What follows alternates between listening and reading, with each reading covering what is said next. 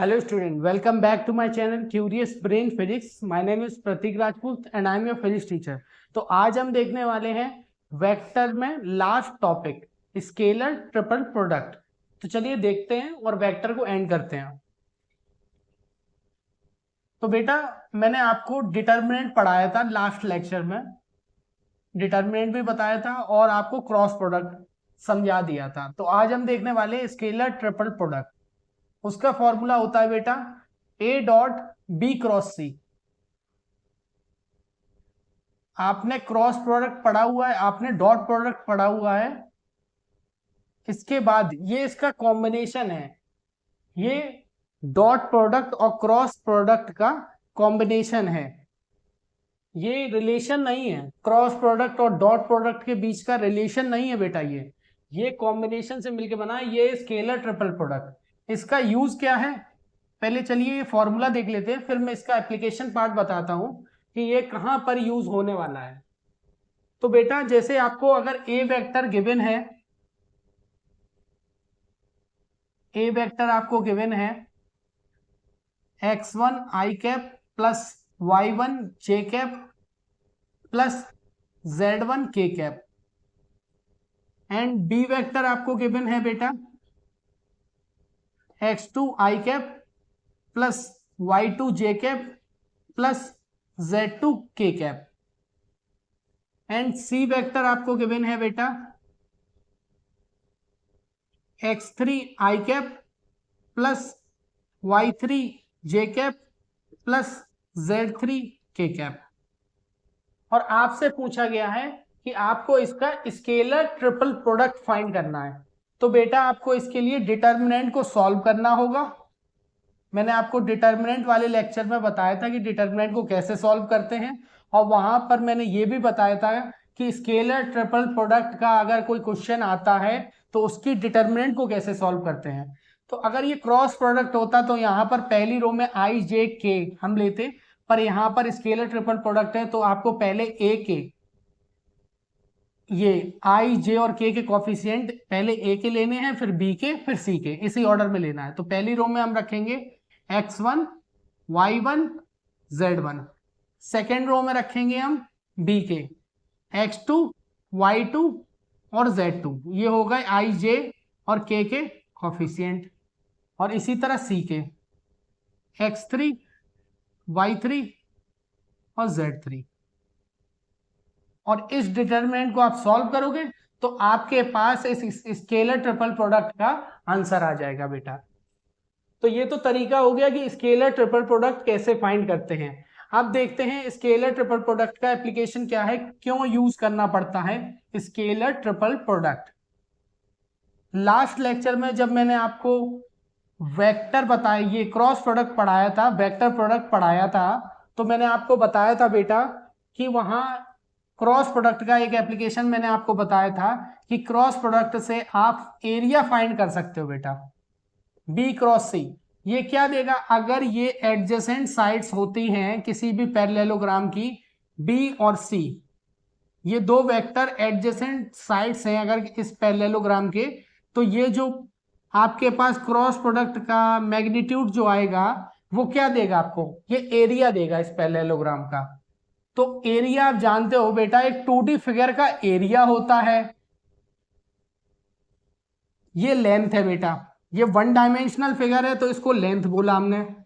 2 dimensional figure एक close figure होगा, ये 2 डायमेंशनल फिगर है, तो 1 डायमेंशनल फिगर में हम उसका लेंथ मेजर करते हैं, और 2D फिगर का हम मेजर करते हैं बेटा एरिया। और 3D अगर कोई फिगर होता है तो उसका बेटा मेजर किया जाता है वॉल्यूम। 3 डायमेंशनल फिगर जैसे एक क्यूब, तो इसका हम मेजर करते हैं वॉल्यूम। तो आपको जो क्रॉस प्रोडक्ट है बेटा वो क्या फाइंड करने के लिए, क्या उससे फाइंड कर सकते हो आप, क्या एप्लीकेशन है, आप उससे एरिया फाइंड कर सकते हो, पर आप स्केलर ट्रिपल प्रोडक्ट से बेटा फाइंड कर सकते हो वॉल्यूम। क्या फाइंड कर सकते हो बेटा, वॉल्यूम। किसका वॉल्यूम फाइंड करेंगे, मैंने आपको पैरेललोग्राम बताया था कि क्रॉस प्रोडक्ट से आप पैरेललोग्राम का एरिया फाइंड कर सकते हो, अभी मैंने एग्जांपल दिया। जैसे 2D फिगर होता है पैरेललोग्राम, इसी तरह बेटा 3D फिगर होता है पैरेललोग्राम। जैसा ही एक 3D फिगर है पैरेललोपाइप जिसको बोलते हैं, अगर ये अपना ए वेक्टर हो गया, ये ए वेक्टर हो गया, ये आपका बी वेक्टर अगर है और ये सी वेक्टर मान लिया, अगर 3 एडजेसेंट साइड्स ऑफ पैरेललोपाइप आपको गिवन है तो इसका जो वॉल्यूम है, वॉल्यूम, तो वॉल्यूम फाइंड करने के लिए आपको इसका स्केलर ट्रिपल प्रोडक्ट फाइंड करना होगा। तो स्केलर ट्रिपल प्रोडक्ट बेटा क्या देता है? स्केलर ट्रिपल प्रोडक्ट हमको देता है वॉल्यूम, और जबकि क्रॉस प्रोडक्ट हमको क्या देता है बेटा? क्रॉस प्रोडक्ट हमको देता है एरिया। आई होप आपको ये क्लियर हो गया होगा कि इस पैरेललोपाइप का जो वॉल्यूम है वो कैसे फाइंड करेंगे। आप इस dot product scalar triple product को सॉल्व करना है। स्केलर ट्रिपल प्रोडक्ट को जब आप सॉल्व करोगे तो जो आंसर आएगा वो आपको वॉल्यूम देगा। इसको रब कर देता हूं। चलिए हम इसकी प्रॉपर्टी देख लेते हैं। इसमें ज्यादा कुछ नहीं है बताने के लिए, आप सिलेबस में इसमें थोड़ा सा ही पार्ट है, वो मैं आपको बता देता हूं। जैसे मैंने आपको वहां साइक्लिक ऑर्डर बेटा बताया था कि आई के बाद आता है बेटा जे और जे के बाद आता है के। साइक्लिक ऑर्डर आपको इस तरह से फॉलो होगा तो पॉजिटिव आंसर आएगा। अब यहां तो स्केलर ट्रिपल प्रोडक्ट निकाल रहे हैं हम, तो अगर आपसे बेटा बोला गया है कि आई डॉट जे क्रॉस के, आपको इसका वैल्यू फाइंड करना है, तो आप पहले बेटा देखोगे ये साइक्लिक ऑर्डर को फॉलो करता है या नहीं।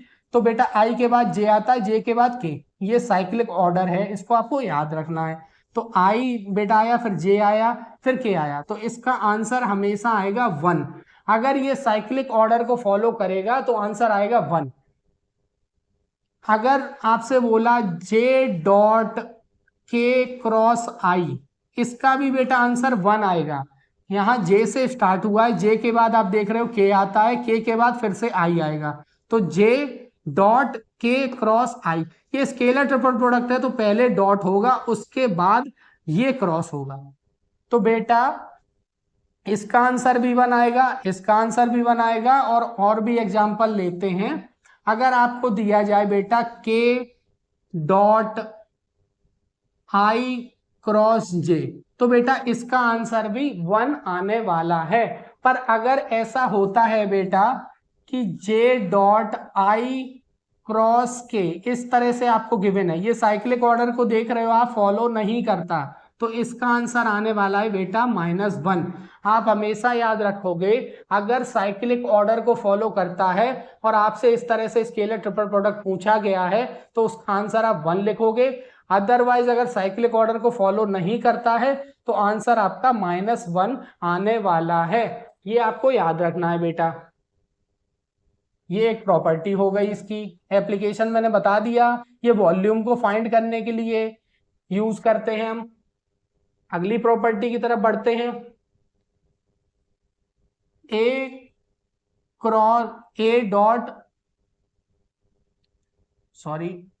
डॉट बी क्रॉस सी, बेटा ये इक्वल होगा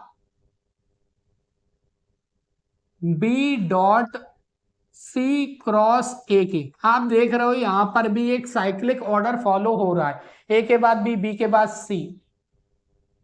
हमने ये आपको रेफरेंस गिवन था ऑलरेडी, आपको ये गिवन है, आपसे पूछा गया इसकी वैल्यू क्या होगी, बेटा वही वैल्यू होगी जो इसकी होगी। साइक्लिक ऑर्डर एक आपको ऑलरेडी दे रखा है ए बी सी के फॉर्म में, ए से बी, बी से सी और सी से वापस ए। तो वापस से वही सेम पिछले वाली प्रॉपर्टी फॉलो होगी। अगर A dot B cross C है वो इक्वल टू होगा B dot C cross A के, जो कि इक्वल हो सकता है आपका सी डॉट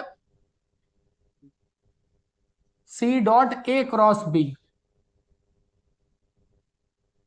पर बेटा इन तीनों की वैल्यू 1 नहीं आएगी। क्यों नहीं आएगी 1?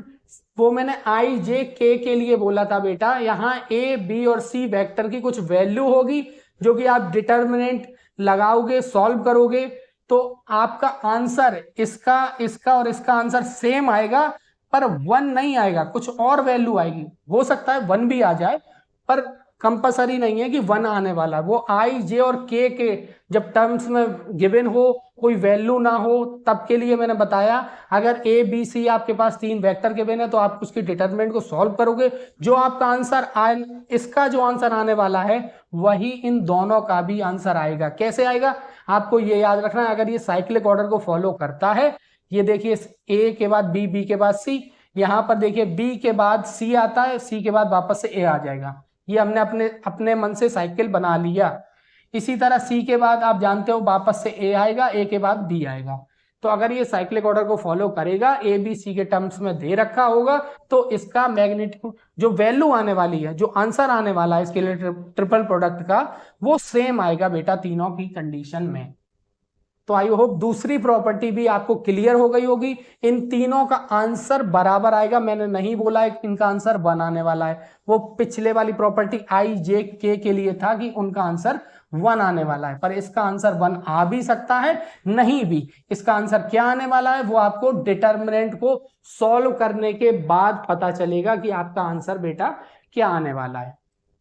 एक और मैंने आपको प्रॉपर्टी बताया है पहले से ही कि अगर ए डॉट बी क्रॉस सी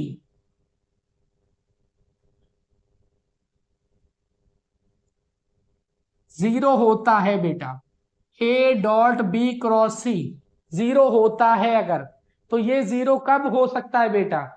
ये सिर्फ तब जीरो हो सकता है जब ए बी और सी तीनों ही वेक्टर कोप्लेनर हो।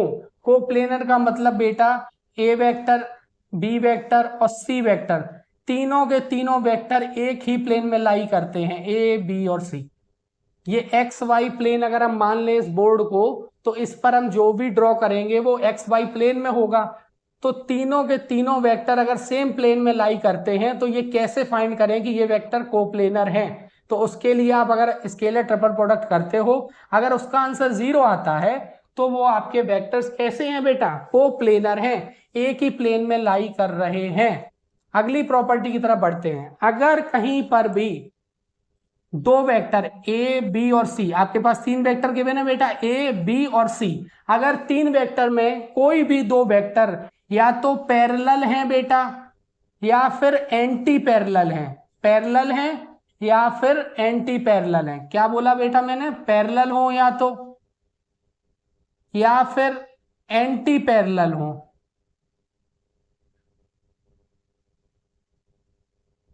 अगर पैरेलल हैं तब भी आंसर आएगा स्केलर ट्रिपल प्रोडक्ट का 0, और एंटी पैरेलल हैं तब भी स्केलर ट्रिपल प्रोडक्ट का आंसर आएगा 0। लास्ट प्रॉपर्टी है बेटा स्केलर ट्रिपल प्रोडक्ट को, इसको अच्छे से हम याद कर लेंगे कि 0 कौन कौन सी कंडीशन में आ सकता है। जब तीनों वेक्टर सेम प्लेन में लाई करें तो स्केलर ट्रिपल प्रोडक्ट का आंसर आएगा 0। अगर इन तीनों वेक्टर में से कोई भी 2 वेक्टर्स, अगर इन तीनों वेक्टर में बेटा कोई भी 2 वेक्टर पैरेलल होते हैं या एंटी पैरेलल होते हैं, तब भी scalar triple product properties clear हो गई होंगी कि स्केलर ट्रिपल प्रोडक्ट 0 आता है तो वेक्टर्स ये तीनों कोप्लेनर होते हैं, ये कंडीशन निकल के आती है। और साथ ही साथ ये भी निकल के आती है कि अगर इन तीनों वेक्टर्स में से कोई भी 2 वेक्टर अगर पैरेलल या एंटी पैरेलल होते हैं, तब भी इसके स्केलर ट्रिपल प्रोडक्ट का आंसर आएगा 0। तो इसी के साथ बेटा ये चैप्टर जो वेक्टर चैप्टर है ये एंड होता है। इसके बाद हम स्टार्ट करेंगे फिजिक्स का पहला चैप्टर। तो अब जो होने वाला है इंटरेस्टिंग होने वाला है सारे चैप्टर्स, क्योंकि ये तो बस टूल था, इसमें ज्यादा कुछ था नहीं, मैथमेटिकल टर्म्स थे, थोड़ा बहुत एप्लीकेशन था। अब इसका एप्लीकेशन हम अप्लाई करेंगे तब आपको मजा आएगा, आपको समझ आएगा, और थोड़ा हम फिजिक्स को इंटरेस्टिंग बनाएंगे। नेक्स्ट लेक्चर से हम स्टार्ट करेंगे, पहले फिजिक्स को समझेंगे कि कौन से चैप्टर पढ़ने वाले हैं, फिजिक्स में हम क्या पढ़ने वाले हैं। उसके बाद हम स्टार्ट करेंगे अपना पहला chapter motion in straight line, उसमें बहुत मजा आने वाला है। आप जितने भी स्टूडेंट हो, आपके साथ के जो स्टूडेंट है, इस चैनल को ज्यादा से ज्यादा शेयर कीजिए ताकि मुझे भी मोटिवेशन मिले। जैसे जैसे आप बढ़ोगे, मेरे सब्सक्राइबर बढ़ेंगे, आप मुझसे ज्यादा से ज्यादा कमेंट करोगे, मुझसे जुड़ोगे, उतना ही मुझे भी मोटिवेशन मिलेगा आपको पढ़ाने के लिए। तो इस चैनल को ज्यादा से ज्यादा आप शेयर कीजिए बेटा। मिलते हैं नेक्स्ट लेक्चर में, और इंटरेस्टिंग तरीके से फिजिक्स को समझेंगे। अभी तक जो था वो थोड़ा सा आपका बोरिंग कह सकते हैं, क्योंकि ये इसमें टूल था, कुछ भी ऐसा नहीं था जो थोड़ा इंटरेस्टिंग हो। अभी जस्ट टूल था, अब अप्लाई जब इस टूल को करेंगे ना तब आपको मजा आने वाला है, क्योंकि अब स्टार्ट होगा मेन फिजिक्स। तो मिलते हैं बेटा लेक्चर्स में। Thank you very much to the listening.